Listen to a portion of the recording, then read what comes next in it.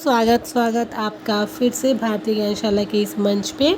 और हम जो सीरीज़ में पढ़ाई कर रहे हैं वो बिहार जीके की सीरीज़ है। और हम जो भी बिहार का इतिहास है और बिहार का 1857 में क्या इतिहास रहा है, मतलब जो भी आधुनिक युग में बिहार के साथ घटित हुआ उन घटनाओं को हम अपने इस सीरीज के माध्यम से देख रहे हैं। तो ये मैंने एक प्रयास किया वन लाइनर के हिसाब से आपके पास ये चीज़ें पहुँचे। तो अगर आपको वीडियो अच्छी लगी तो लाइक और सब्सक्राइब चैनल को ज़रूर कर लीजिएगा, और अपनी कोई भी राय आप कमेंट करके मुझे बता सकते हैं। तो चलिए हम लोग स्टार्ट करते हैं। और इससे पहले मैंने 2 वीडियो डाल दी हैं, आप वो वीडियो भी चेक कर सकते हैं। और तो आप आज की वीडियो हम लोग स्टार्ट करते हैं। मैं छोटी छोटी वीडियोज़ ही बना रही हूँ ताकि वो चीज़ें आपके जो आज आप पढ़ रहे हैं वो और जो पीछे पढ़ी हुई हैं उनको आप डेली बिहार पे रिपीट करके लर्न कर सकें। तो ठीक है, स्टार्ट करते हैं। पहला क्वेश्चन है आपके सामने, पटना के गोल घर का निर्माण कब हुआ था? तो पटना के गोल घर का निर्माण हुआ था 1784 ईस्वी में। ठीक है, पटना के गोल घर का निर्माण हुआ क्यों था? तो ये आप जान सकते हैं कि जो 1770 में बिहार में बहुत बड़ी जो है वो अकाल पड़ा था, और उसकी जो उसके बाद फिर से एक बार अकाल पड़ा और उसकी निगरानी दी गई थी जॉन सॉर नामक एक व्यक्ति को।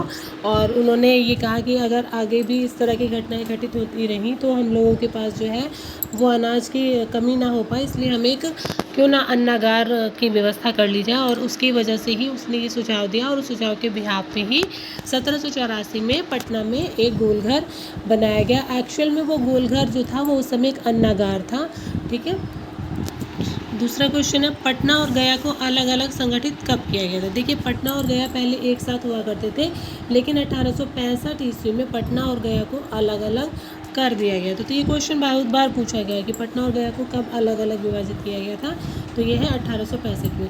इसके ठीक अगले साल ही सारण जिले को भी 2 भागों में बांट दिया गया था। इसके ठीक अगले साल सारण जिले को भी 2 भागों में बांट दिया गया था, वो था सारण और चंपारण। ठीक है, तो ये हो गया 1866 में। तो यहाँ से 2 तरह से क्वेश्चन बन सकते हैं। पहला कि सारण जिले को 2 भागों में कब विभाजित किया गया, तो 1866 में, और किन 2 अलग अलग इकाइयों में बांटा गया, तो एक आप बोलेंगे सारण और दूसरा चंपारण। वीडियो अच्छी लगी तो प्लीज़ चैनल को सब्सक्राइब ज़रूर कर लीजिएगा और लाइक कीजिएगा। आपके कमेंट मेरे लिए बहुत इंपॉर्टेंट है, आपको जो भी राय देना चाहे वो कमेंट में दे सकते हैं। तिरहुत को भी मुजफ्फरपुर, सॉरी ये थोड़ी मिस्टेक है, ये मुजफ्फरपुर है। तिरहुत को मुजफ्फरपुर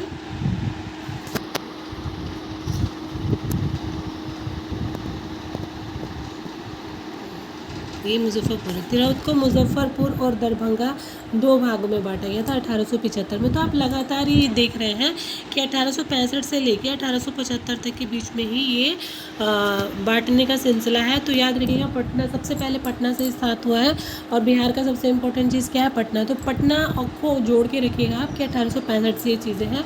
और उसके ठीक अगले साल सारण का हुआ, और उसके कुछ साल बाद यानी 1875 में तिरहुत को भी 2 जगहों में बांट दिया गया। उसके बाद सर्वप्रथम नील विद्रोह कहाँ और कब हुआ था? देखिए, नील का विद्रोह हम लोग जो है वो ज़्यादातर चंपारण से ही परिचित हैं, बट एक्चुअल में नील विद्रोह सबसे पहले बंगाल में हुआ था, और ये हुआ था 1860 और 61 के मध्य में। देश में सबसे पहले सत्याग्रह का सफल प्रयोग गांधी जी द्वारा कहाँ किया गया था? तो देश में सबसे पहले सत्याग्रह का प्रयोग चंपारण में किया गया था, और ये किसके विरोध में था? ये नील के जो खेती की जा रही थी, जो 3 कटिया प्रणाली थी, और किसान जो इससे बहुत ज़्यादा परेशान थे, उसके विरुद्ध ये किया गया था। ये एक स्टेटमेंट है कि अरे मैंने एक मुट्ठी बाजरे के पीछे हिंदुस्तान का राज्य ही गंवा दिया। ये कथन किसका?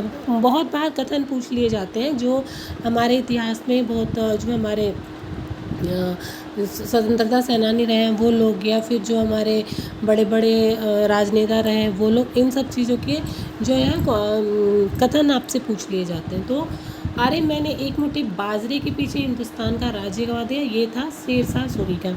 इन्होंने क्या किया था? इन्होंने बहुत सारे राज्य लगातार जीतते चले आए थे ये, और उसी बीच ने मालदे की लड़ाई करनी थी और इनको जो बहुत दूर पे इसका व्यवस्था हुआ था, जो युद्ध हो रहा था, और इसकी करके इनको ये लगा रहे यार मैं तो एक मुट्ठी बाजरे के पीछे पूरा हिंदुस्तान गवा के आया हूँ, लेकिन फिर भी इन्होंने वो वहाँ पे भी विजय हासिल की थी और उसके बाद इनका पूरा जो मालदे पे था वो पूरा इनका अधिकार हो गया था।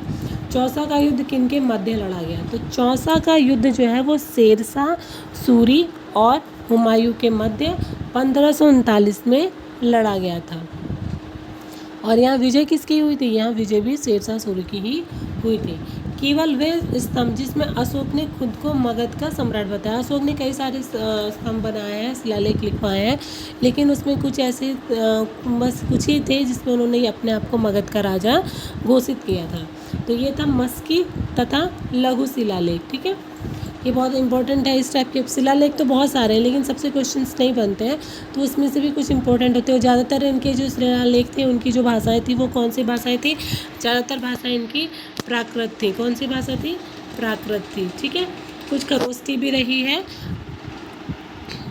गुप्त वंश के किस शासक को भारत का नेपोलियन कहा जाता है? क्वेश्चन नंबर 10 है, ये बहुत अच्छा है समुद्रगुप्त को, और ये जो है वो संगीत का बहुत बड़ा प्रेमी था। ये भी चीज़ें हैं। ठीक है, पाटलिपुत्र में स्थित चंद्रगुप्त का महल मुख्यतः बना था। ये क्वेश्चन बहुत इंपॉर्टेंट है, ये बिहार से है और ये खुदाई उदाई से जो रिलेटेड क्वेश्चन आते हैं उनसे भी है कि जब खुदाई हो रही थी तो जो चंद्रगुप्त का महल मिला था वो किस चीज़ का था? लकड़ी का था। मेगास्थनीज की पुस्तक का नाम क्या है? फेमस बुक है, बहुत बार प्रश्न पूछ दिए जाते हैं, तो ये है इंडिका। ठीक है, और इसमें पटना के बारे में जो है वो बहुत चीज़ें बताई भी गई हैं, ऐतिहासिक चीज़ें। आशा करती हूँ कि वीडियो आपको पसंद आई होगी, तो चैनल को प्लीज़ सब्सक्राइब कर लीजिए और आप अपना लाइक ज़रूर दीजिएगा। कमेंट करके बताइए कि इसमें और क्या क्या मैं कर सकती हूँ, और इसके लिए आपका कमेंट बहुत ज़रूरी है, तो प्लीज़ चैनल को लाइक, सब्सक्राइब और कमेंट ज़रूर करिए। कल हम फिर इससे आगे की बहुत इंपॉर्टेंट क्वेश्चंस आपको वन लाइनर के फॉर्म में लेके आएंगे। तो मिलते हैं नेक्स्ट वीडियो में, तब तक के लिए प्लीज़ चैनल को सब्सक्राइब और लाइक करना मत भूलिएगा।